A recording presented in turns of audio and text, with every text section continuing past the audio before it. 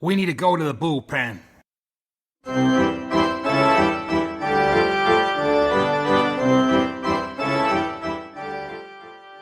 Hello, Highland Bullpen fans, and welcome to our podcast this week. The MLB season 2024 is well underway, and it's fair to say the Bullpen Bros are experiencing mixed fortune so far, or rather our teams are. The Boston Red Sox, Chicago White Sox, Detroit Tigers, and my own very worrying Seattle Mariners. So we'll kick off going round the Bros to find out what they're making of their team's start to the season. Let's kick off on a kind of high note. So let's check in with our fan of the Boston Red Sox. Yorkshire Dave, a good strong start for your boys? It has been a really good start. Yeah, start is probably the key word, because everyone was concerned about, and not just concerned, quite angry that the Boston Red Sox had not strengthened their starting pitching rotation. They had traded for Lucas Giolito in the close season from White Sox, but he's out for the season.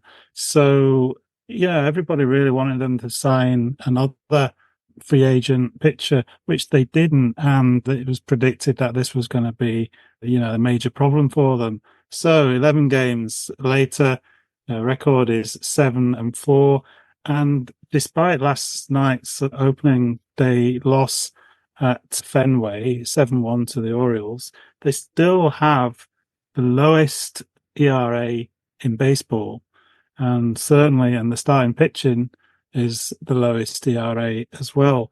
And they've only had 31 runs scored against them, and not all of them are earned runs. So, yeah, that's been fantastic. And you probably saw it in the opening series at Seattle, which was a split, which I think before the season started, we had a chat about it, didn't we? We both thought that would be a good result, and it was, because Seattle has got great pitching, and that was a really good series, very promising. There's a bit of a scare with Rafi Devers, missed a couple of games, but he's bounced back. There's always a sting in the tail, isn't it? It's a tough sport, baseball, and they picked up a couple of very serious injuries. One to Trevor Story, the shortstop, who was really showing what an elite shortstop he is. We missed him most of last season through injury. He came back, and this was a big problem for Boston last season at defense, and it was looking really good with him in charge. Shortstop is a really important position. If you've got a good shortstop, he's all part of the double play relay, and his calmness helps the other infielders as well. And we've got a very good outfield. So yeah, that's a real blow, because he's going to be out for the season, and he's dislocated his shoulder and is going to require surgery on that. So that's a huge blow. But that they have Alex Corzes, they've got to move on, and they brought up a guy from AAA, Hamilton, to take over. But you may see them trading for a shortstop. I don't know. It's a tough one to take after all the positives, and then something like that happens. But that's professional sports, isn't it? It's hard, but the team has got to carry on. So we'll see how they do the starting pitching. I heard somebody say that you can only really start to make judgments after you've seen the starting rotation go through 5 times. So that's 25 or more games, and they are coming up against some perhaps tougher opponents. Seattle's a good opponent, but they didn't quite qualify for the playoffs, and then we swept the Oakland A's, and we know that they're a very young, inexperienced team, and so you kind of got to beat them if you want to go for a playoff spot. And even the Angels, that 2-1 win there, you perhaps should be beating a team like that as well. But now up against the Orioles, who are going to be a strong team, and all the other teams in the AL East, you can't make a great decision after 11 games, where it was, I would have certainly settled for this before we started big time. Although I'd like Trevor Story back. Absolutely. No, definitely a big miss for the Red Sox here as well. You might have had even a better start as well, Yorkshire Dave, because I think Rafa Devers was missing for one of the Mariners' victories against the Red Sox as well, an arrow one as well from memory. And I think that opening series I was quite happy to merge 2-2 against the Red Sox. I know we as you say, we spoke about it. But for the Mariners, it's not been a case of see us rise. It's been a case of see us sink since then. And talking about pitching, well, I was going to say that at the moment the Mariners can't pitch, but they also can't hit and they also can't field at the moment as well. So I'd like to think that after 25 games, we might be looking a little stronger, but it's from a Mariners perspective, it's worrying the way we're playing. You know, you can lose. There's no such thing as good losing. But baseball, as we all know, it's kind of game where you can come away thinking on another day we could have won that, or we actually got enough hits, we just couldn't string them together to get the runs on the board. But Seattle just are playing bad baseball at the moment, and the pitching, which I really thought was going to be the rock that we could build a season upon, has really looked off so far as well. So lots to concern Mariners fans. But as you say, not time to give up hope yet. Wait till we're 25 games into the season and see what that pitching rotation looks like. So, but there's hope for the Mariners. Hopefully there's hope in Chicago as well, as we swap the Red Sox for the White Sox. And Dave Jr., what are your thoughts on the early challenges and struggles, it'd be fair to say, of your side? You said that with a straight face. There's hope in Chicago. Which table are you looking at? Didn't say which team. Yes, that's very true. Very, very true, Richard. So it's been a horrible, horrible start for the White Sox. And do you know the really sad thing, and what have we got, 151 games left? It's going to be a long, long year, Richard. And it felt that way after the first 3 games against Detroit. And I know Alan and I like our digs at each other, but that's no slight on Detroit at all. You know, the Tigers look like a fine team this year. I'll leave Alan to talk about them. So one thing which the White Sox identified last year, many things the White Sox identified last year, we lost more one-run games than any other team in baseball. And the thought process was, if we can get that turned round alongside a stronger defence, given that it's a certain way in this podcast, if the defence was tightened up for this year, those games might go our way.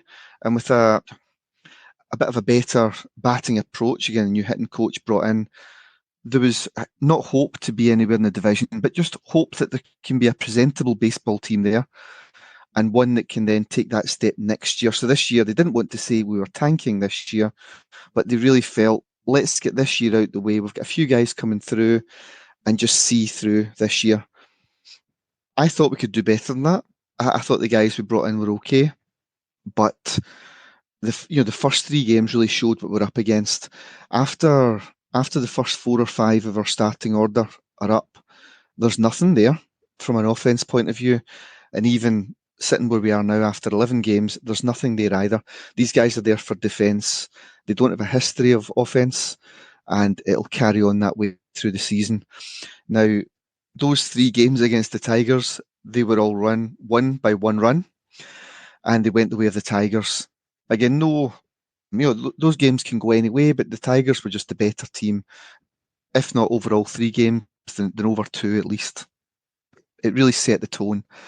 What also set the tone from there was our guys sitting in numbers 2, 3, and 4 have all went off with long-term injuries. So Yohan Moncada, Luis Robert, who you might remember from last year, was hitting all sorts of records, and Eloy Jimenez. So all the power in our lineup is now completely gone, and it's not looking too good at all.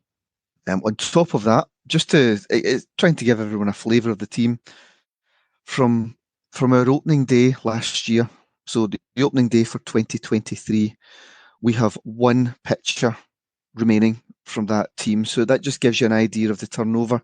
Now, that's not just starting rotation, that's the bullpen as well. There's one pitcher. And because of this, we've brought a whole lot of youth into the starting pitching. And something that was new to me, I've got very used to people talking about a 5-man rotation or potentially a 4-man rotation. The White Sox will be looking at a 6-man rotation this year, with the 6th man really being a bullpen day, pretty much penciled in once a week. The idea being that you can perhaps protect some of the arms in these younger pitchers. So one of the big stories, one of the great stories so far for the White Sox is Garrett Crochet, a young man. I think he's only 24, 25. He was one of the whole host of baseball players who missed really getting development in the AAA leagues during COVID when these things didn't take place. So he's sort of missed out on that. And with we traded a lot of pitching in the off season, but Dylan Cease, who I think is familiar to you guys, Dylan Cease was traded right before opening day, which meant he was the he's our A pitcher, he's our number one pitcher, and he left the scene to leave us with Garrett Crochet taking part in that opening day against the Tigers.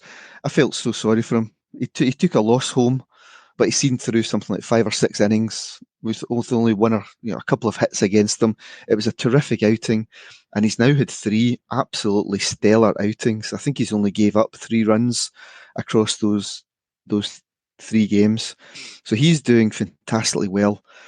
Again, there's all sorts of stats flying about for the White Sox just now. It's not good.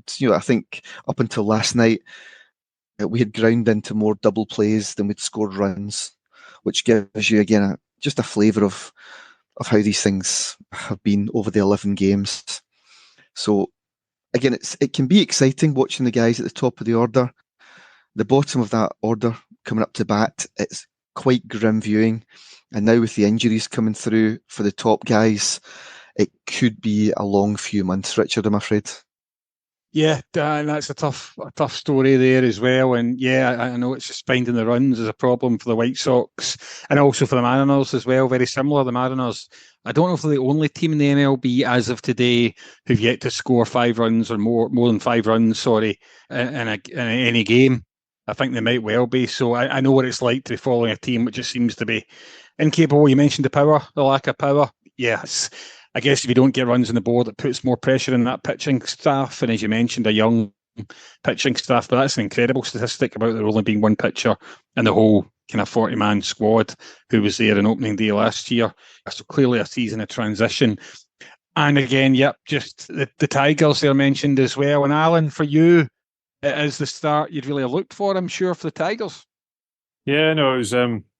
We've done this for a few years now, and I've followed the Tigers and accepted what the Tigers are, and probably didn't really have massive expectations as to what was ever going to happen with them. Just that bit of hope, and then all of a sudden we raced first 5 games, 5 wins, and the longest. There's a caveat to this, but we were the last team to pick up a defeat in Major League Baseball this season, probably aided by a couple of postponements in New York when we went to play the Mets, but winning 5 games is impressive. I'm not sure if you've done this deliberately to get me to speak after Dave rubbishing the Chicago White Sox, because obviously we swept the White Sox in that first series and it brought me a lot of excitement. But Dave made the comment about the White Sox lost more one-run games than anyone else.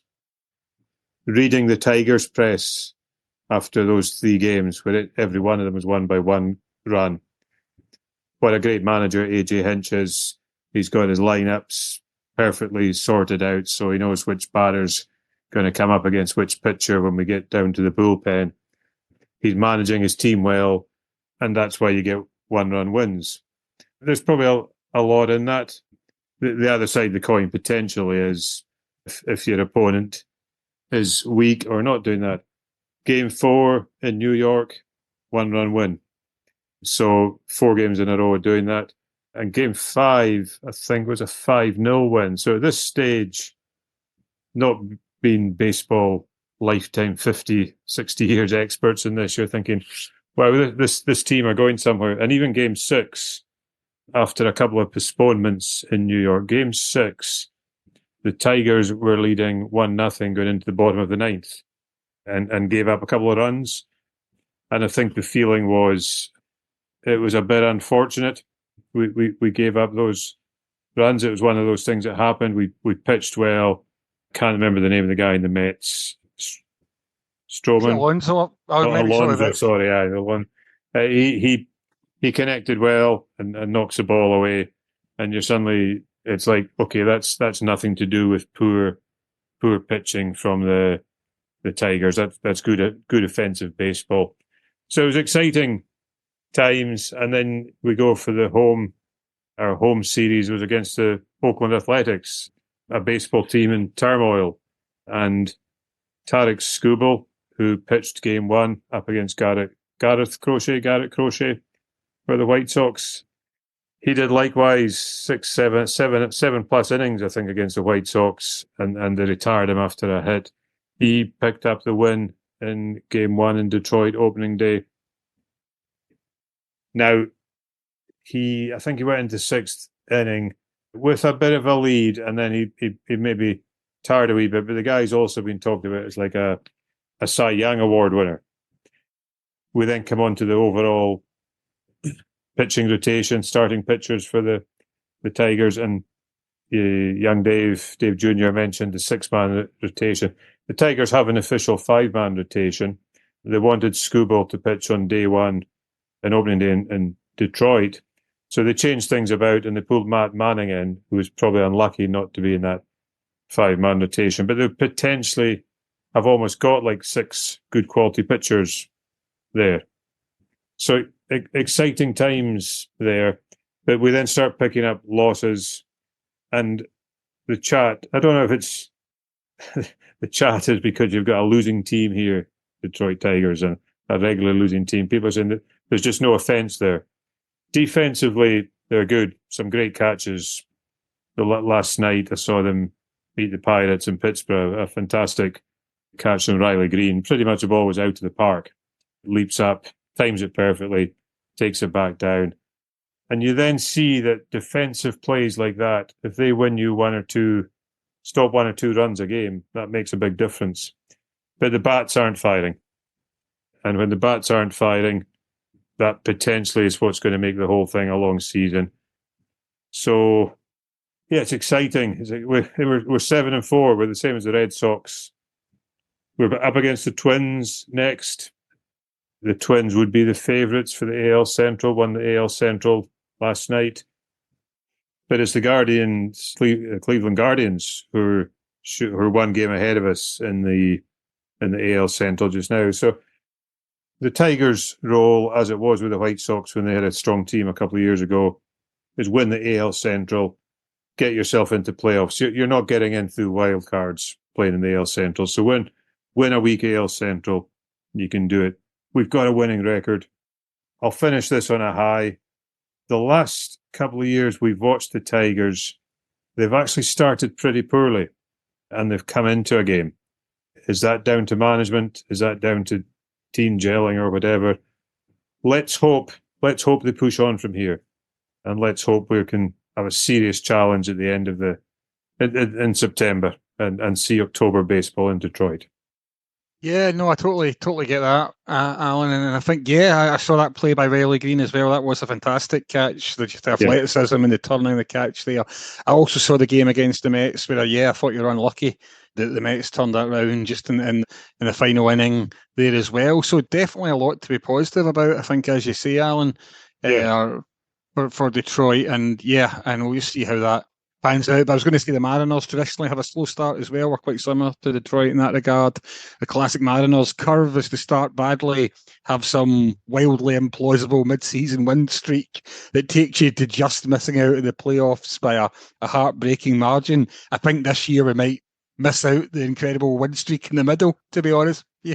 But I think with Detroit, you've certainly got a lot of reasons to be optimistic as well. And I also take the point around you need the bats firing, and I think that's something across most of our teams, perhaps the Red Sox, maybe be the least of them, but none of our teams, I think, are particularly piling on the runs, and that's obviously going to put pressure on the pitching staff to keep the other teams' scores down. And it's a tough time for pitchers generally as well, because as well as having to contend with the terrific batting skills of MLB players, a lot of pitchers are suffering from injuries this year. of various types. Obviously, the ones you can't foresee, but I looked through a pattern of pitchers suffering injuries that can often require Tommy John surgery as well. And I wonder, Yorkshire Dave, do you think there's something of a pattern emerging here? Could it be that they're asking too much of pitchers?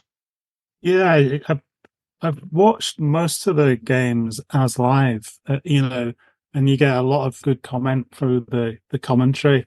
And I've heard two discussions about this.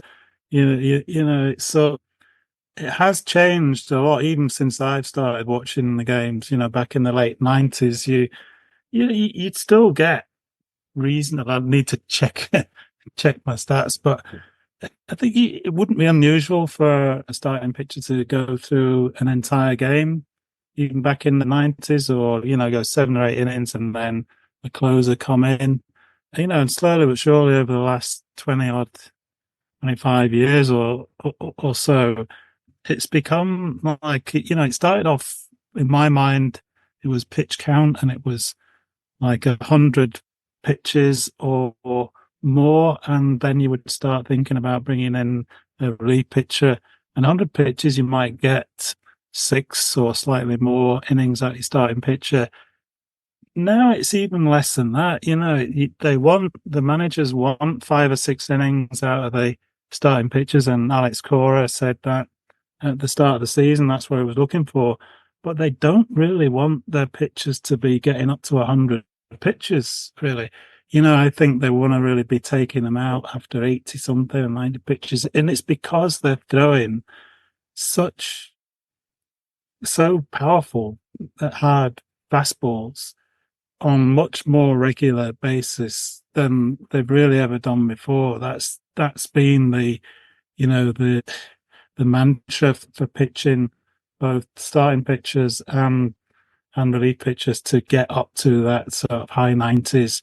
And if you're doing that on a regular basis, that's going to put more and more pressure on your arm and the elbow. But not just the pace as well. I heard one guy say it's also, the exaggerated spin they're putting on the balls, which is, to get the sinker and the slider, the sweeper. And this is what they're putting down to. It's got to be down to something, hasn't it? And that makes a lot of sense, that they are putting too much pressure on, their fit guys, but it's still, you look at the effort they put into, they're on the limit. You can't be on the limit every pitch, every 5 days, or for some of the closers, they're expected to come in 2 or 3 days in a row, aren't they? And just a day's rest. So, yeah, I think it's a very real thing. And yeah, we've had Nick Pivetta, who was looking really good. And I heard what you were saying about run support, and poor fella, it was that one of the game against Seattle. He lost a 1-0 game, didn't he? And he gave up 1 run. I'm not even sure it was an earned run. And he went 5 or 6 innings. And I heard them say, it's tough luck, Nick. He's lost 5. That was his 6th, I think, 1-0 loss in his career for Boston. It's really tough. But I did see, just before he got his injury, hopefully they're taking the opportunity to, it's a slight problem with his elbow. I think they're taking the opportunity with a couple of rest days coming up to take him off the IL. Being a starting pitcher, he's only coming into every 5th game. So he might just, if you're on the 10-day or 15-day IL, you might just miss 3 games. But yeah, that's an elbow injury. Hopefully he will come back. But, that's just after two starts, and you're already seeing guys coming out. And it's not good for the fans, is it? They want to see your top players all season round, if possible. So, yeah, I don't know what they will do about it. They have done different things. The batting, sorry, I'm going on a bit here, but the batting became quite recently a thing about, don't worry about striking out as long as you're getting home runs. And that was, the emphasis was there. They've changed, the rule changes have now encouraged, doing away with the fielding positions. What do they call it? I've forgotten. The shift. Yeah.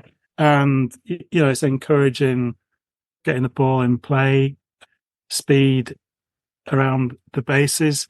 So maybe they could do something with a rule change that would encourage less emphasis on the real fastball. I don't know, because, there's going to become a time when you're just losing too many. Because this Tommy John thing, it's you're out for a year or two. It's there is. So I'd like to see what the other lads think about this. No, absolutely, and I think it is, and it does seem to be happening right across the sport as well. And over the last 7 or 8 years, I think the average speed has increased only by like a mile per hour or two. That kind of, but actually, when you're up there in the upper realms of what the human body is capable of, that's a significant enough increase, I think, to make a difference as well. I don't know if Dave Jr., you've got a thought, are these pitchers just pushing themselves too hard?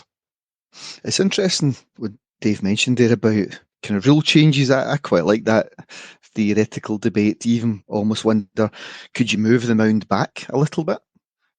Just things like that to potentially lessen the amount of fastballs being taken or being utilised. But yeah, the Tommy John surgery, it really does. It's almost like a rite of passage now. You feel like every season, I'm pretty sure every team has at least one pitcher that's going through it. It's a really tricky one, because I'm just not sure how they get around it. In terms of moving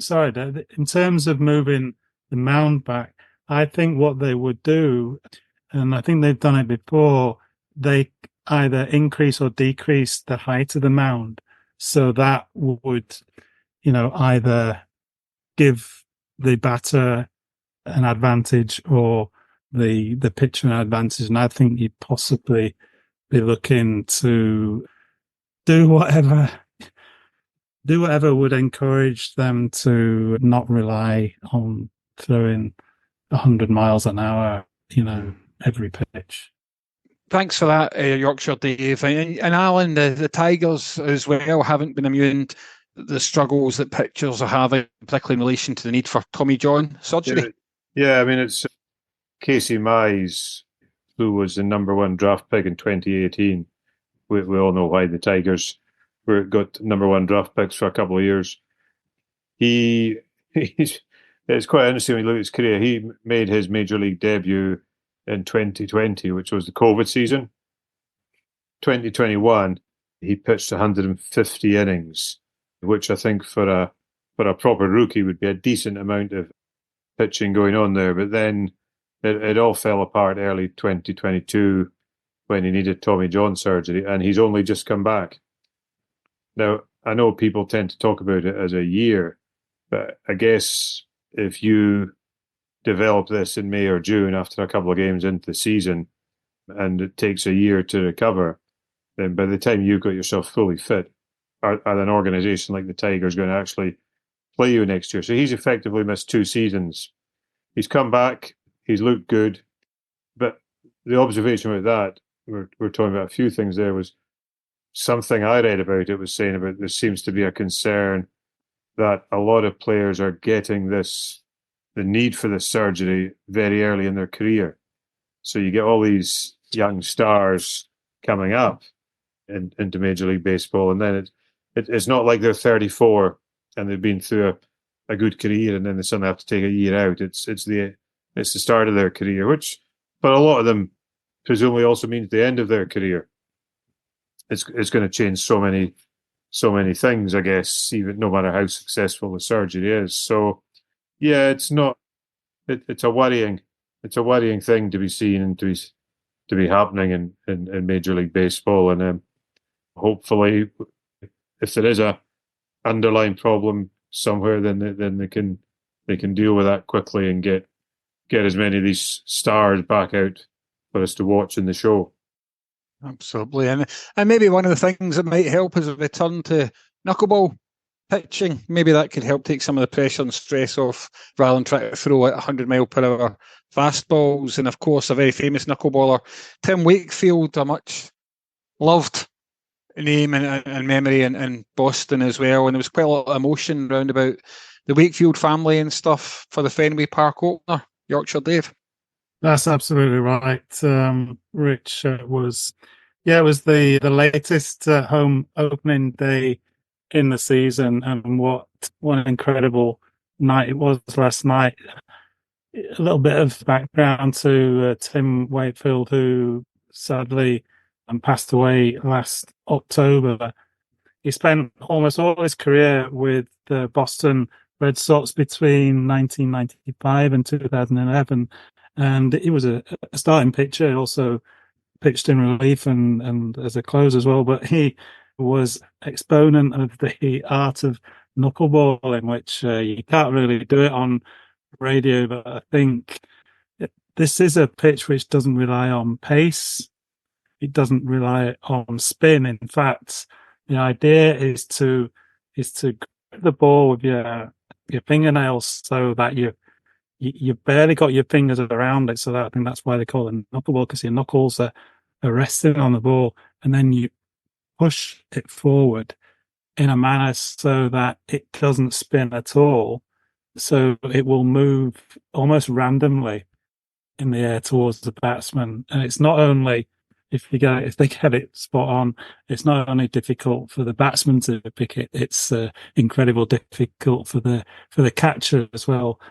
But yeah, he started off life with the Pirates. Actually, I was hearing about this last night. They were interviewing his old manager, and he didn't start off as a pitcher at all. He started off as a first baseman, and we're quite cruel of saying he was a first baseman who couldn't really hit, and he was going to get released, and he was down in the AAA team, I think, and they were just throwing the ball around, practicing with, and he was throwing this knuckleball, and one of the minor league coaches with the Pirates noticed just how special it potentially was. And this is how he eventually became a knuckleball pitcher. And I mean, you look at his record, he won 200 games for the Red Sox. He was a big part of the 2004 World Series winners that broke the curse, the famous curse, 86 years without winning the World Series. And he was a huge part of that. And they're celebrating the 20-year anniversary of that.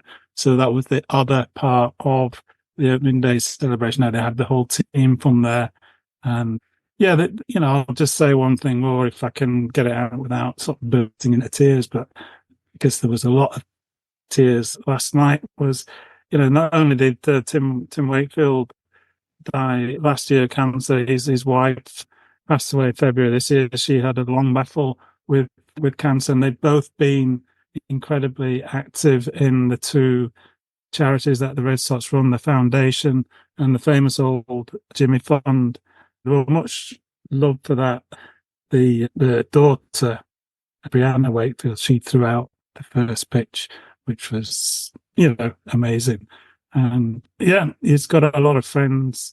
They've got a lot of friends with the Red Sox, and I think they'll be well looked after. Jason Varitek, who's their next door neighbour in Boston, and very good friends of the family, and you could tell the emotion out there. And it was extremely well done, as I say goodbye to one of their own. Absolutely, yeah. But it's a baseball does indeed does have these moments, and it's no doubt one that all the fans in attendance at Fenway will remember for a long time as well. And talking about that division, the AL East, it's always a powerhouse division. Obviously, this year, along with the Yankees, who I know to your annoyance have made a very strong start as well. the Baltimore Orioles, they look like a team who have packed with talent, and actually just in the last few hours have called up the number one prospect in baseball, Jackson Holliday. They're already showing off a lot of young talent and getting a lot of runs, including at the expense of the Red Sox as well. So what do you think about the Orioles? Are they going to be one of the teams of the year? Do they have the talent now to make a serious run at the World Series this year? Yeah, I think a lot of pundits suggesting they might actually win it all. get to the World Series, and that would be amazing. Being in the AL West, I think going back a few years, the O's, or the Birds, as they're referred to, they were probably one of the weakest teams in the league. Now they're possibly up there with the Yankees as one of the best. You've got the Blue Jays as well. So it's a very, very tough division, and you can't rely on anyone to come bottom, apart from maybe the Red Sox have done it twice in the last couple of years. But yeah, I think they do look good, and I'm pleased to see it. The Yankees are going to be strong. That Soto it seems to have clicked immediately, and they've had a few injuries as well, actually to pitching. So yeah, I think it could be the Orioles' year. There's certainly you've got to say that they're going to be a playoff team, and then it's just a question of getting past probably the Yankees and the Astros and one or two others to get to the final, probably against the Dodgers. That would be. I think that's a lot of people's predictions, isn't it? The Orioles and Dodgers as World Series. So let's see what happens tonight. I hope the Red Sox bounce back, but I think we saw last night that the O's, they'll pounce on any error. There's a couple of errors in there, weren't they? And they just hit all the way down the order. Good pitching, just a good all round club. So yeah, I'm pleased to see it actually. Yeah, no, they're a team I think that a lot of people would like to see do well as well. And Alan, are you among that number of fans who would like to see the Orioles do well this year? Yeah, well, I'm going to check because I've seen the Orioles this season. Because there was Orioles I went to see when they played the Tigers in spring training, and I had a quick look there to see Holiday didn't play that day. There's a guy, Kyle Stowers, hit 3 home runs, but I have a slight interest in It's the Norfolk Tides is their minor league team where Holiday's been playing. It's been watching them because they play in the same division as the Durham Bulls, who when I'm going over to North Carolina in June, so I'll see the Bulls then as well. But there was a game the other week. I think it was the Bulls and the Tides, and it was something. I don't know the exact score. It was like 26-12 or something like that. And obviously the Tides, if you then go and look at the Tides scores, they've had a few games where they've racked up the runs, and the guy Holiday's obviously been a big part of that. So exciting to see. Although I will say that the Bulls last night outdid them. They scored 28 runs last night, and they went all the way around the order in the 9th innings. And this must be fairly unique, but one chap actually scored 2 home runs in the same inning. Wow, that's quite something. That's it, and that's AAA, so that's like a good level of baseball. So that's quite an impressive feat to be doing that. Oh, that's an incredible achievement, I have to say. Dave Jr., where do you stand on the Orioles? Happy to see them succeed this season? Do you know, really am, Richard. Something that both the guys haven't touched on is what a cool stadium as well. Is it Camden Yards? It's pretty cool. Pretty cool. The Orioles have got a whole lot of depth in there. It maybe stems from something that Dave said about those years of underperformance. Alan touched on it with the Tigers picking up some prospects over the years in those drafts. I think the Orioles have been exactly the same, and they've got a whole lot in there. I think if you look at the MLB overall pipeline for prospects, it's pretty packed with the Orioles. One thing I did hear about them in the off season was, I get it's hard to keep track of all these clubs individually, but one of the Orioles podcasts that I listened to, there is some thought that if they do fail, it's probably in the pitching. They might not have the strongest there. However, it's just something I was kind of thinking of there. If you take things up to when's the trade deadline? July, roughly about July every year. If Baltimore are still in the running at that point, if you've got a whole lot of prospects to trade at that point, there's always going to be some starting pitching ready to be offloaded by some teams that are falling well short. So there's absolutely, even if they're not, battering all guns blazing just now, which they are, there's absolutely no reason that later in the season you can't add to that quality within your starting lineup. No, absolutely. A lot to look forward to for Orioles fans. And despite the various misfortunes of our teams so far this season, a lot to look forward to for us, for the Mariners, the White Sox, the Red Sox, and the Tigers. And we'll be back next week to discuss it more on the Highland Bullpen Baseball Podcast. Boo!